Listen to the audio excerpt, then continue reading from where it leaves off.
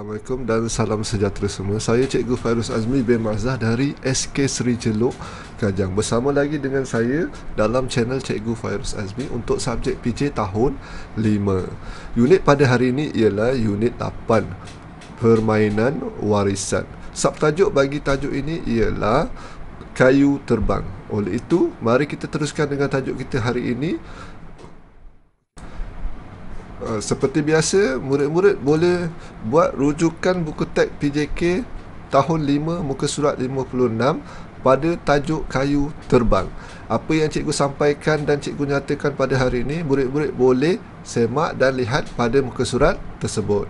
Okey, seterusnya, pada hari ini murid-murid dapat bermain permainan tradisional yang menggunakan kemahiran membaling, memukul, berlari, menangkap dan permainan konda-kondi. Yang kedua, murid-murid dapat menyatakan strategi yang sesuai digunakan dalam permainan tradisional konda-kondi dan latih lawi ayam. Yang ketiga, murid-murid dapat patuh pada arahan ketua. Okey, apa yang murid-murid belajar pada hari ini secara teori bagaimana hendak bermain konda-kondi. Seterusnya, pengenalan permainan kayu terbang. Permainan ini bermula di negeri Melaka dan berkembang di negeri-negeri lain seluruh Malaysia. Permainan ini menjadi popular di kalangan kanak-kanak lelaki berbangsa Melayu sahaja. Pemain memerlukan kekuatan mental dan fizikal semasa bermain. Permainan konda-kondi juga dikenali sebagai perik mata. Okay, ini untuk pengenalan permainan konda-kondi yang juga boleh dipanggil dengan kayu terbang. Okey, seterusnya. Okey, peralatan. Peralatan yang diperlukan dalam permainan ini terdiri daripada 2 batang kayu sebesar ibu jari sahaja. Satu kayu ibu, kayu panjang. Okey, kayu ini digunakan sebagai pemukul ataupun penyungkit. Panjang kayu lebih kurang dalam 60 cm.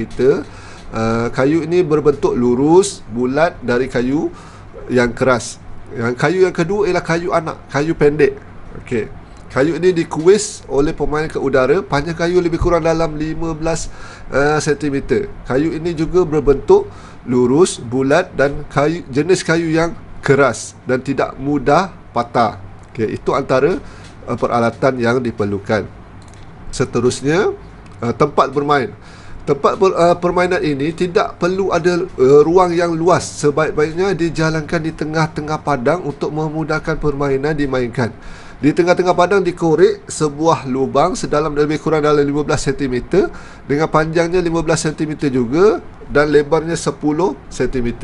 Tujuan lubang ini dibuat adalah memudahkan pemain menyungkit kayu anak melambung ke udara. Itu tempat permainan. Okey, seterusnya, cara untuk murid bermain. Permainan konda-kondi dimainkan oleh 2 pasukan. Okey, setiap pasukan terdiri pada 2 orang pemain. Permainan akan menjadi lebih meriah sekiranya dimainkan lebih daripada 6 orang dalam satu pasukan. Cara memulakan permainan undian cara tradisional 1, 2, sum. 1, 2, sum akan dilakukan untuk menentukan pasukan yang harus memulakan permainan terlebih dahulu. Itu cara bermain.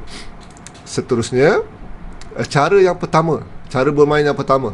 Pemain pertama memulakan permainan dengan meletakkan kayu anak melenting di lubang, manakala kayu ibu menyungkit kayu anak supaya melambung ke udara. Nanti macam mana menyungkit ataupun melenting, kita tengok nanti video yang cikgu paparkan. Selepas itu, pemain pertama meletakkan kayu ibu di lubang. Pada masa yang sama, pemain pasukan lawan hendaklah cuba menyambut anak kayu yang dikuis oleh pemain sebelum jatuh ke tanah. Kenapa kena sambut nanti? Saya tengok cara-cara permainan. Okey, seterusnya, jika pasukan lawan berjaya berbuat demikian, semua pemain daripada kumpulan yang sedang bermain dikira mati. Tadi cikgu kata, kalau dapat sambut kayu anak tu, semua pasukan yang itu akan dikira mati. Permainan akan diambil alih pula oleh pasukan lawan. Tetapi jika pasukan lawan gagal menyambutnya, mana-mana ahli hendaklah membalingkan kayu anak ke arah lubang ataupun mengenai kayu ibu. Okey. Seterusnya, sekiranya kayu anak itu masuk ke dalam lubang ataupun terkena kayu ibu yang diletakkan secara melintang, hanya pemain sahaja yang dikira mati. Satu orang pemain saja dikira mati bila baling ke arah kayu ibu. Sebaliknya, jika kayu yang dibalingkan oleh pemain lawan itu tidak mengenai lubang atau kayu ibu tersebut, pemain tersebut boleh mendapatkan mata dengan mengira jarak kayu itu jatuh dari lubang. Satu jarak dikira satu mata. Okey, seterusnya, untuk cara yang kedua, pemain tadi akan mengambil kayu anak dan melambungkan ke udara, kemudian memukul kuat dengan kayu ibu. Ambil kayu dan melambungkan ke udara, kemudian pukul dengan kayu ibu. Macam mana nanti kita tengok video. Okey, pemain akan diberi peluang sebanyak 3 kali. Pukulan pertama atau kedua tidak kuat. Okey, sekali lagi pemain lawan cuba menyambut. Jika tidak berjaya, pemain tadi boleh mendapat mata kiraan yang sama. Mata yang diperoleh dicampur dengan mata dari langkah pertama. Okey, seterusnya, cara yang ketiga untuk bermain. Seterusnya, pemain beralih kepada langkah ketiga yang disebut patuk ular. Okey, pemain menyandarkan kayu anak di tepi lubang, kemudian mengetuk hujung kayu anak dengan kayu ibu. Jika pukulan dibuat dengan baik, kayu anak akan melambung ke udara. Pemain itu hendaklah bersedia memukul kayu anak itu sebelum jatuh ke tanah dan menggunakan kayu ibu. Kiraan mata tetap sama seperti sebelumnya. Pasukan yang mempunyai mata yang tertinggi memenangi perlawanan. Ini cara yang ketiga. Seterusnya, peraturan permainan. Permainan hanya boleh dimainkan secara kumpulan sahaja, tidak boleh berseorangan. Sebaik-baiknya dimainkan 2 kumpulan yang masing-masing mempunyai 2 atau 3 orang pemain. Lebih bagus. Okey, setiap pasukan harus mempunyai 1 set alat permainan kondi. Hanya 2 batang kayu yang berlainan saiz diperlukan. Okey, seterusnya, setiap pemain termasuklah pihak lawan tidak boleh mengacah ketika pemain sedang memulakan permainan. Sekiranya pemain telah terbatal permainannya, kayu yang digunakan harus diberikan pihak lawan dengan baik, tidak boleh baling ataupun campak. Okey, itu dianggap biadab. Okey, seterusnya,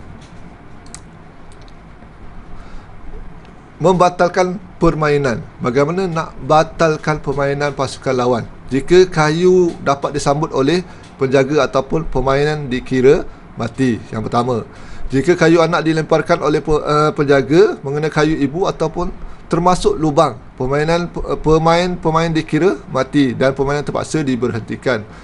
Pemain akan dikira mati apabila kayu anak jatuh di suatu tempat yang jaraknya dengan lubang tidak sampai 1 ukuran kayu. Tidak sampai 1 ukuran kayu ibu, dikira mati juga. Okey, seterusnya, pada peringkat ketiga, pemain tidak dapat memukul kayu anak sebanyak 3 kali. Pemain seterusnya akan melakukan pukulan 3 kali je pukulan. Kalau tak dapat, kira mati. Jika kayu anak terkena badan pemain, 1 mata kiraan akan ditolak. Kumpulan penjaga dapat bermain selepas pemain akhir mati. Okey, itu di antara cara untuk membatalkan permainan. Kita lihat contoh video bermain di sekolah.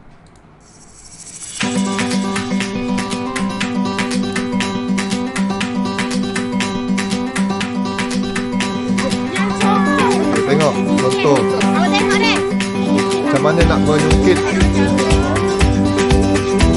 Okey, ini cara yang pertama.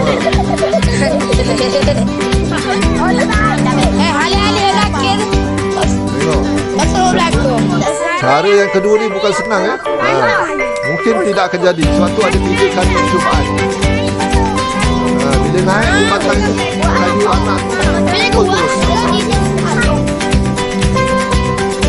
Percubaan daripada murid-murid untuk bermain. Sambut dia sambut. Okey, kira mati. Dapat sambut. Okey, tak ada dapat balik ke tempat. Okey.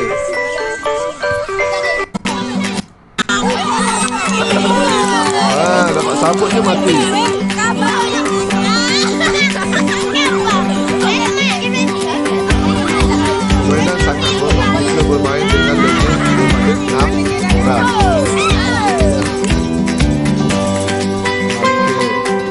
itu saja untuk permainan video. Contoh video yang cikgu tunjukkan boleh lihat pada buku teks. Scan barcode, murid boleh lihat video ni kembali.